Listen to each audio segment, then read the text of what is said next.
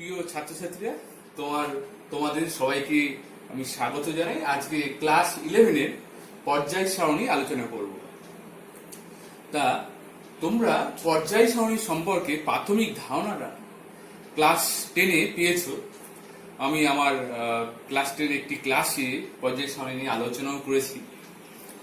সেখানে মেন্ডেলিপের পর্যায় সারণী, আধুনিক পর্যায় সারণী এবং প্রাথমিক ধারণাগুলো আলোচনা হয়েছে। সেই অংশটি আমি যাচ্ছি না, আমি তার পরবর্তী অংশ নিয়ে আজকে আলোচনা করব।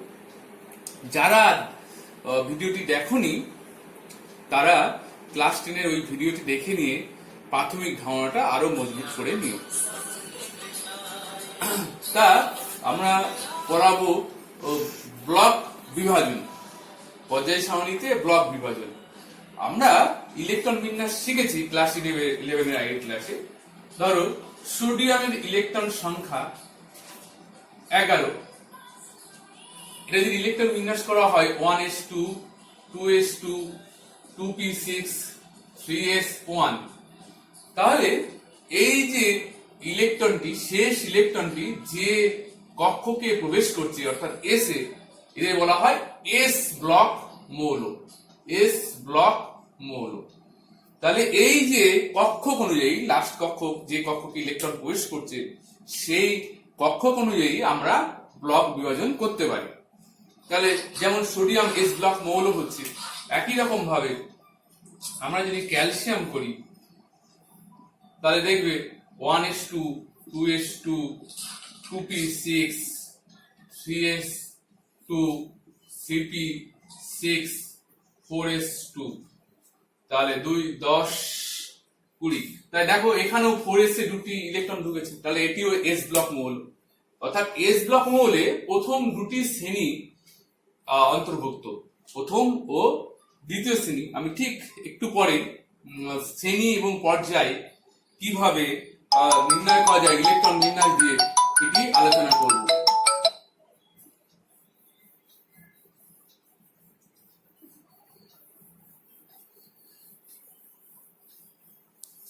এবার আমরা পি ব্লক মৌল,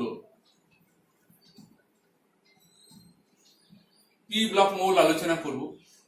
আগে যেরকম এস ব্লকে আসলাম, একই রকম ভাবে যাদের শেষ ইলেকট্রন পি তে প্রবেশ করবে তাদের বলা হয় পি ব্লক মৌল। যেমন ক্লোরিন 17, ইলেকট্রন বিন্যাস করলে 1s2 2s2 2p6 3s2 3p5। তাই দেখো এটা শেষ ইলেকট্রন পি তে প্রবেশ করছে, অর্থাৎ এরা পি ব্লক মৌল।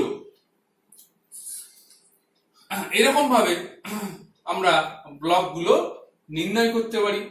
তোমার এখান থেকে প্রশ্ন আসতেও পারে, অনেকগুলো মৌল দিয়ে বলতে পারে কোনটি পি ব্লক মৌল, কোনটি ডি ব্লক মৌল, কোনটি এস ব্লক মৌল। তোমরা ইলেকট্রন বিন্যাস করে এটা নির্ণয় করতে পারবে।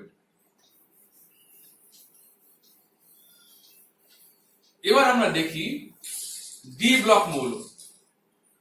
ডি ব্লক মৌল হচ্ছে একই রকম ভাবে যাদের ইলেকট্রন বিন্যাস করার সময় শেষ ইলেকট্রনটা ডি তে প্রবেশ করবে তাদের বলা হয় ডি ব্লক মৌল। যেমন আমরা এফি আয়রন যদি ইলেকট্রন বিন্যাস করি তাহলে 1s2 2s2 2p6 3s2 3p6 4s2 3d6। দেখো 2 10 26। তাহলে এখানে শেষ ইলেকট্রনটা এর লাস্ট কক্ষপথ 4 হওয়া সত্ত্বেও, পরিসর সত্ত্বেও শেষ ইলেকট্রনটা ডি তে প্রবেশ করছে, অর্থাৎ এটি ডি ব্লক মৌল। হ্যাঁ, এরকম আমরা ব্লকগুলো এরকম ভাবে আমরা ব্লকগুলো নির্ণয় করতে পারি। ডি ব্লক মৌলগুলির কিছু বৈশিষ্ট্য উল্লেখযোগ্য। এরা একাধিক জারণ স্তর দেখায়, একাধিক যোজ্যতা দেখায়, অর্থাৎ পরিবর্তনশীল জারণ স্তর যোজ্যতা দেখায়। ডিতে ইলেকট্রন থাকার জন্য নানা রকম ভাবে এরা বিন্যাস করতে পারে। এরা রঙিন যৌগ তৈরি করতে পারে, এরা জটিল যৌগ তৈরি করতে পারে। বিশেষ করে বেশিরভাগ যৌগ প্যারাম্যাগনেটিক হয়। এরকম বৈশিষ্ট্যগুলো তোমরা একটু দেখে নেবে, আসেও পরীক্ষায়।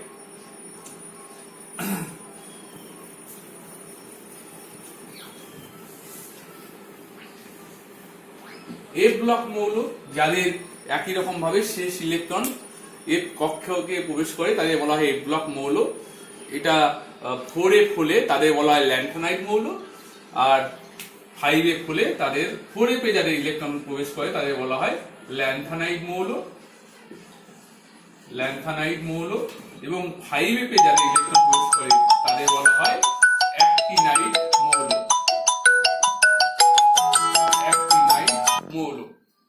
তা এইগুলো আমরা দেখে নেব। এবং ল্যান্থানাইড মৌলগুলির ক্ষেত্রে একটা বা অ্যাক্টিনাইড মৌলগুলির ক্ষেত্রে একটা জিনিস খুব গুরুত্বপূর্ণ, আমরা এই প্রসঙ্গে একটু আলোচনা করেই নিই।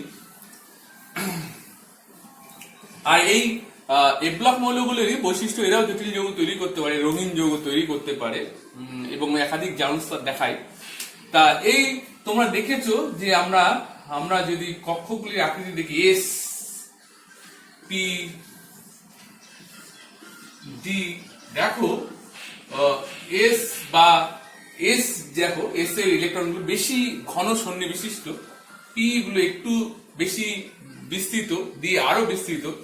এবং এরা যখন ধরো একটি পরমাণু বাইরের কক্ষপথে ইলেকট্রন আছে, এই নিউক্লিয়াস এটিকে আকর্ষণ করবে, এই মাঝখানের কক্ষপথের ইলেকট্রনগুলি এই আকর্ষণকে বাধা দেয়, এটিকে বলা হয় স্ক্রিনিং এফেক্ট বা আবরণী ক্ষমতা। আবরণী ক্ষমতা, স্ক্রিনিং এফেক্ট বা আবরণী প্রভাব বলতে পারো, আবরণী প্রভাব।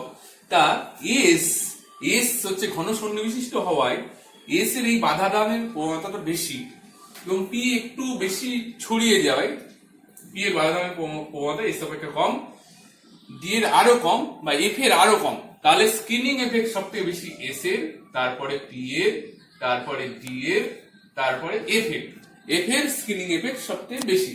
তাহলে এই ল্যান্থানাইড মৌলগুলির ক্ষেত্রে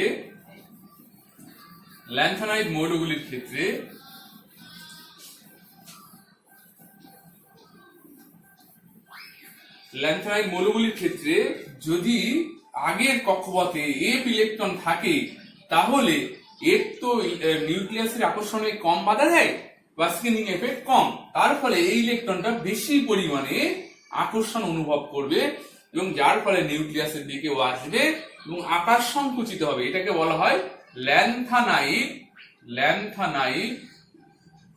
সংকোচন। ল্যান্থানাইড সংকোচন তোমাদের খুবই ইম্পর্টেন্ট, এটা আসেও পরীক্ষায়।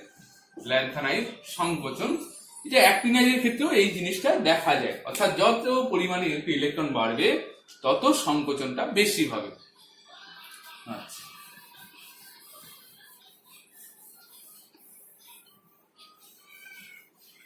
এবার আমরা ইলেকট্রনের ভিত্তিতে মৌলের শ্রেণী বিভাগ করি। যেমন একটা নিষ্ক্রিয় মৌল আছে, নিষ্ক্রিয়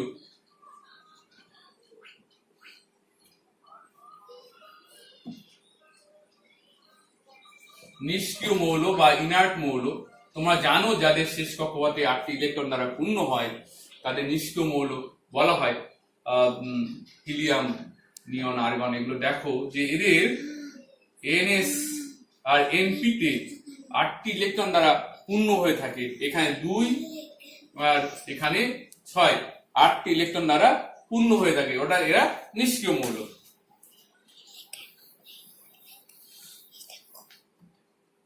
প্রতিনিধি মৌল,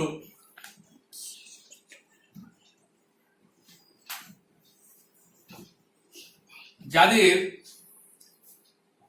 বিশেষ করে যাদের এনএস এ একটি বা দুটি এনএস ও এনএসএনপি তে ইলেকট্রন আছে এবং বিশেষ করে নিষ্ক্রিয় মৌলগুলি ছাড়া তাদের বলা হয়, অর্থাৎ এস ব্লক আর অন্যভাবে বলতে পারি পি ব্লক মৌলগুলি, নিষ্ক্রিয় মৌলগুলি ছাড়া এস ব্লক এবং পি ব্লক, এস ব্লক ও পি ব্লক, এই মৌলগুলিকে প্রতিনিধি মৌল বলা হয়। এস ব্লক ও পি ব্লক মৌলগুলিকে প্রতিনিধি মৌল বলা হয়।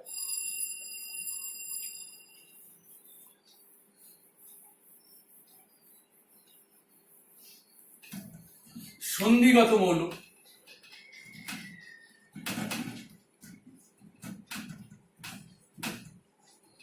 সন্ধিগত মৌল প্রথমে একটি সংজ্ঞা দেওয়া হয়েছিল, যাদের আংশিক পূর্ণ, ডি আংশিক পূর্ণ থাকে, ডি কখন আংশিক পূর্ণ থাকে তাহলে বলা হয় সন্ধিগত মৌল। যেমন আমি এটি লিখলাম 26, 1s2, 2s2, 2p6, 3s2, 3p6, 4s2, 3d6। এই যে ডিতে 6টি ইলেকট্রন আছে, মানে ডি পূর্ণ হয়নি, 10টি হয়নি, তাহলে এই টাইপের মৌলগুলিকে সন্ধিগত মৌল বলা হয়। তার সমস্যা দেখা গেল কপারের ক্ষেত্রে, copper 29, 1s2, 2s2, 2p6, 3s2, 3p6, 4s1। কপারের আমি ইলেকট্রন বিন্যাস করিয়েছি যে হাফ ফিল্ড ফুল ফিল্ড অনুযায়ী, ফুল ফিল্ডের নিয়ম অনুযায়ী এখানে 10টি হয়, ডি সম্পূর্ণ হয়ে যায়। তবুও কপারকে সন্ধিগত মৌল বলা হয়, কারণ তখন একটু সন্ধিগত মৌলের সংজ্ঞা পরিমার্জন করা হলো যে এদের ভূমিদশায় বা স্থায়ী জারণ অবস্থায়, স্থায়ী জারণ অবস্থা কপারে যেমন কপার 2 হতে পারে, তাই এই ক্ষেত্রে দেখা যায় কপারের ইলেকট্রন বিন্যাস হয় কপার 2 এর ক্ষেত্রে 4s0, একটি বেরিয়ে গেল, লাস্ট কক্ষপথে ইলেকট্রন বেরোয় তোমরা জানো 3d9। তাহলে দেখো কপার 2 এ 3d9 হচ্ছে, অর্থাৎ কপারের স্থায়ী জারণ অবস্থায় আংশিক পূর্ণ ডি ইলেকট্রন থাকে, এই জন্য কপারকে সন্ধিগত মৌল বলে। কিন্তু জিঙ্ক যদি হয়, জিঙ্ক Zn30, এই প্রশ্নটি আসে কপারকে সন্ধিগত মৌল বলা হয় কেন। জিঙ্ক 30 হলে এখানে আরেকটি ইলেকট্রন বেড়ে যাবে 4s2, তাহলে এর কিন্তু ভূমিদশায় আসছে না আংশিক পূর্ণ ইলেকট্রন, কিন্তু জিঙ্ক 2+ যখন হবে তখন কিন্তু 4s থেকে বেরোবে, কিন্তু 3d10 থেকেই যাবে, এর স্থায়ী জারণ অবস্থাতেও আংশিক পূর্ণ ডি ইলেকট্রন নেই। ওই জন্য জিঙ্ককে কোনো অবস্থাতেই সন্ধিগত মৌলের পর্যায়ে ফেলা যায় না, কিন্তু জিঙ্ক সন্ধিগত মৌলের সঙ্গে অনেক ধর্মের মিল দেখানোর কারণে জিঙ্ককে প্রান্তীয় সন্ধিগত মৌল বলে। তাহলে এই ধরনের প্রশ্নগুলো তোমাদের আসতে পারে। এবার আমরা অবস্থানে চলে যাব। পর্যায় সারণীতে অবস্থান, কিভাবে অবস্থান নির্ণয় করব মৌলগুলির। এস ব্লক মৌল যদি হয়, এস ব্লক মৌল, তাহলে প্লেন ইলেকট্রন বিন্যাস করব। সোডিয়াম যেমন 1s2, 2s2, 2p6, 3s1। এই লাস্ট কক্ষপথটা অবশ্যই তার পর্যায় হবে, লাস্ট কক্ষপথ 3, তাহলে পর্যায় হবে 3, পর্যায় 3। লাস্ট কক্ষপথে যে কটি ইলেকট্রন থাকবে, এসে এখানে একটি ইলেকট্রন আছে, তাহলে শ্রেণী হবে প্রথম 1 নম্বর শ্রেণী। এই এসে যদি দুটো ইলেকট্রন থাকে তাহলে শ্রেণী হবে 2। একই রকম ভাবে আমরা যদি এমজি করি 1s2, 2s2, 2s2, 2p6, 3s2, তাহলে এই একই রকম ভাবে পর্যায় 3 এবং এর 3s এ দুটি ইলেকট্রন থাকায় শ্রেণী হবে 2। লাস্ট যে s 3s বা কোনো ক্ষেত্রে 4s হতে পারে বা 2s হতে পারে, সেখানে কটি ইলেকট্রন আছে সেই অনুযায়ী শ্রেণী হবে এবং শেষ কক্ষপথ সংখ্যাটা হবে পর্যায়। তাহলে এস ব্লক আমরা এগুলো সহজে করতে পারবো। এবার আসি আমরা পি ব্লক। পি ব্লক, এবার দেখো পি ব্লক যেমন কার্বন 6, 1s2, 2s2, 2p2 কার্বনের। তাহলে পি ব্লক মৌলগুলির ক্ষেত্রে যেটা করা হবে সেটা হচ্ছে 10 এর সঙ্গে এই লাস্টের দুটো এস এর এবং পি এর, পি ব্লকের ক্ষেত্রে ns2 আর এনপি তে 1 থেকে 6টি ইলেকট্রন হতে পারে, সেই ইলেকট্রনগুলি যোগ করব, মানে লাস্ট কক্ষপথের ইলেকট্রনগুলি। 2 নম্বর লাস্ট কক্ষপথ, তাহলে এখানে এস এ 2টি আছে এবং পি তে 2টি আছে, তাহলে কার্বনের 14তম শ্রেণী।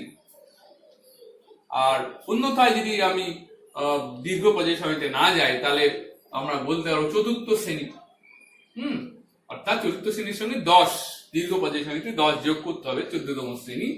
একই রকম ভাবে অক্সিজেন 8 যদি ইলেকট্রন বিন্যাস করি 1s2 2s2 2p4 2p4, তাহলে 10 প্লাস 2 প্লাস 4 16তম শ্রেণীতে অক্সিজেন অবস্থান করে।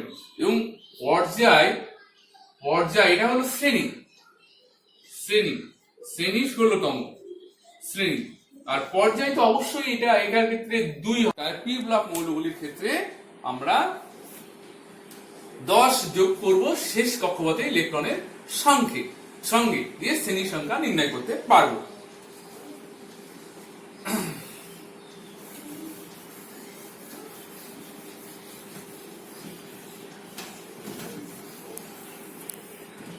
কারণ মাঝে ওই ডি ব্লক গুলি আছে, ওর জন্য 10 যোগ করতে হয়। যেমন ফ্লোরিন 17, যদি ইলেকট্রন বিন্যাস করি 1s2 2s2 2p6 3s2 3p5।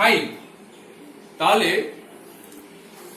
দেখো এখানে একই রকম ভাবে শ্রেণী 3 পর্যায় 3 শ্রেণী হবে যে 10 প্লাস 2 প্লাস 5, তাহলে 17তম শ্রেণীতে অবস্থান করে ক্লোরিন। তাহলে এইভাবে আমরা শ্রেণীর সংখ্যা বের করতে পারবো, নির্ণয় করতে পারবো। এবার ডি ব্লক মৌলগুলির ক্ষেত্রে কি নিয়ম দেখে নিই। ডি ব্লক মৌল যেমন আমি কপার বা আয়রন Fe ইলেকট্রন বিন্যাস করি 26 1s2 2s2 2p6 3s2 3p6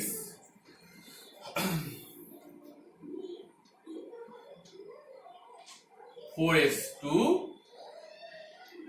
3d6। তাহলে দেখো এক্ষেত্রে কি নিয়ম, এক্ষেত্রে 3d এর আগেও 4s ইলেকট্রন ঢুকছে। তাহলে এক্ষেত্রে নিয়ম হলো যে এই 4s এর ইলেকট্রন s এর ইলেকট্রন s কক্ষকের ইলেকট্রন লাস্ট s কক্ষকের ইলেকট্রন প্লাস 3d, যদি কারোর ক্ষেত্রে 4d হয় 4d d কক্ষকের ইলেকট্রন যোগ করতে হয়, তাহলে s এ 2 প্লাস d তে 6, তাহলে এরা এ হচ্ছে অষ্টম শ্রেণীতে অবস্থান করে। তাহলে কি নিয়ম, লাস্টে যে ডিটি ইলেকট্রন ঢুকলো তার আগে যে এস এ ইলেকট্রন ঢুকেছে সেই দুটো ইলেকট্রন যোগ করে কিন্তু শ্রেণীর সংখ্যা নির্ণয় করব। এবং এর অবশ্যই পর্যায় হবে 4, কারণ লাস্ট কক্ষপথের সংখ্যা হলো 4। একই রকম ভাবে যদি আমরা ক্রোমিয়াম করি, ক্রোমিয়াম 24, এর ক্ষেত্রে হয় হাফ ফিল্ডের নিয়ম অনুযায়ী এখানে 4s1 3d5 হয়। তাহলে একই রকম ভাবে শ্রেণীর সংখ্যা হবে s এর ইলেকট্রন 1 প্লাস 5, ষষ্ঠ শ্রেণীতে অবস্থান করে। তাহলে আমরা এইভাবে পর্যায় সারণীতে অবস্থানগুলি নির্ণয় করতে পারবো। এবার তোমরা জানো যে ইউরেনিয়াম উত্তর মৌল ক্রমশ বৃদ্ধি পাওয়ার জন্য ইউপ্যাক একটি নামকরণ চালু করেছে। সেই মৌলগুলি ইউপ্যাক নামকরণ কিভাবে নামকরণ করা হয়, যে আমরা এগুলো দেখে নিই। যে 0 হলে নীল, 1 হলে আন, 2 হলে বাই, 3 হলে ট্রাই, 4 হলে কোয়াট। এইভাবে তোমাদের বইও আছে, তোমরা দেখে নেবে। যে এবার নামকরণের নিয়ম হলো, ধরো কোনো পরমাণু ক্রমাঙ্ক ধরে নাম করা হয়, পরমাণু ক্রমাঙ্ক ধরে নাম করা হয়। ধরো কোনো পরমাণু ক্রমাঙ্ক 101, তাহলে 1 হলে আন হয়, 1 হলে আন হয়, 0 হলে নীল হয়, আবার 1 হলে আন হয়, এবং সবশেষে ইয়াম ইয়াম মৌল হওয়ার জন্য ইয়াম। তাহলে আন নীল আনিয়াম, আন নীল আনিয়াম, মৌলটির নাম হবে আন নীল আনিয়াম।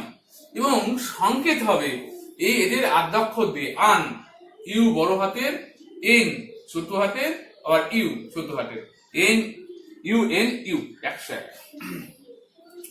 যদি এটা 102 হয়, 102 হয়, তাহলে 1 হলে আন, 2 হলে নীল, সরি 0 হলে নীল, 2 হলে বাই, তাহলে বাই, তাহলে আন নীল বাইয়াম, আন নীল বাই ইয়াম, তাহলে এর চিহ্ন হবে UNB। এটি খুব সহজ, তোমরা বুঝতেই পারছো যে এই নামগুলো মনে রাখলে আমরা খুব সহজে পরমাণু ক্রমাঙ্ক দিয়ে নাম এবং চিহ্ন নির্ণয় করতে পারবো। আশা করি তোমরা এই অংশটি খুব পরিষ্কার ধারণা লাভ করেছো। কোনো কোশ্চেন থাকলে অবশ্যই কমেন্ট বক্সে জানাবে। আজ এই পর্যন্ত, সবাইকে ধন্যবাদ।